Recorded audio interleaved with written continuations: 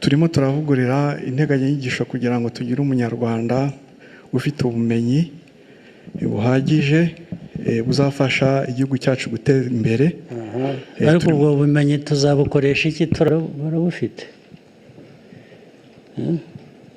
Ariko ubwo uzakora akazi kawe, muzaha abantu ubumenyi bujyanye n'igihe n'iki, hanyuma ubyangiza bize.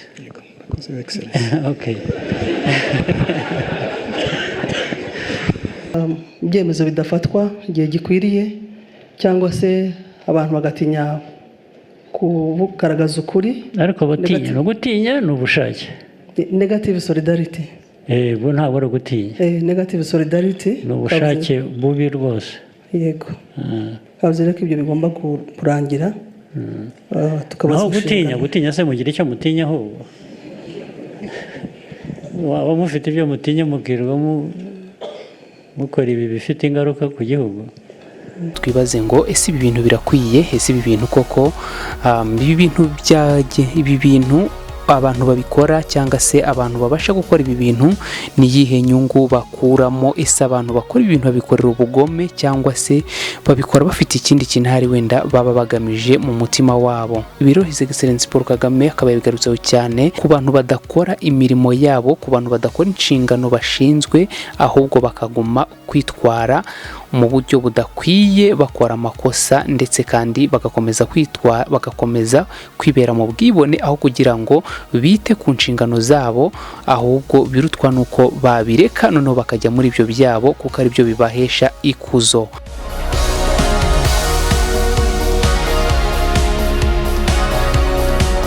Rero bikaba ari bimwe mu byo yagiye agarukaho cyane mwagiye mukunda kubona iyi nkuru yakomeje gutrendinga cyane cyangwa se yakomeje kuvugwaho na benshi, ubona ko iri nkuru ibabaje yo kuba hari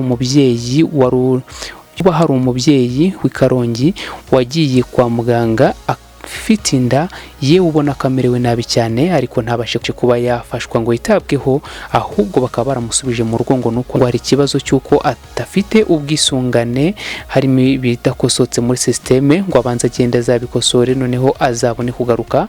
Bityo rero akaba yaragiye bigatuma arindagwa mu rugo.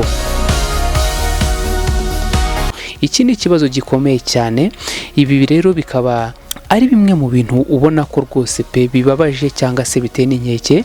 Abantu benshi muri komenti bagiye bagaruka kuri ibi bintu ku bitangazamakuru bigiye bitandukanye. Abantu rwose muri komenti wagiye uri kugenda ubona ko bari kugenda rwose bagaragaza amarangamutima yabo, ubona ko batabyishimiye, yewe atari naho gusa ahubwo biba, ahubwo ari henshi hashobora kuba haba ibintu nk'ibi ngibi, ari henshi hashobora kuba hari serivisi nk'izi ngizi cyangwa se imikorere idakwiye ahantu henshi hanyuranye muri serivisi zitandukanye, yewe si no kwa muganga gusa ndetse no mu zindi serivisi. Ugasanga abakwiye gukora inshingano zabo cyangwa se abakwiye kwita ku bantu nk'uko biri mu nshingano zabo, ntabwo ariko bigenda, ntabwo ariko bikorwa, ahubwo birakorwa mu buryo bunyuranye cyangwa se mu buryo butandukanye cyane n'inshingano zabo, bibereye mu bindi bihabanye cyane n'ibyo bakabaye bakora.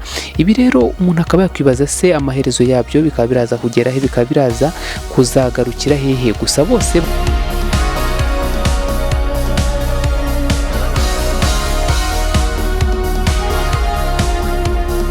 barasabira abantu ko bahanwa rwose batanze serivisi mbi, yewe bikagendera mu buzima bw'umuntu.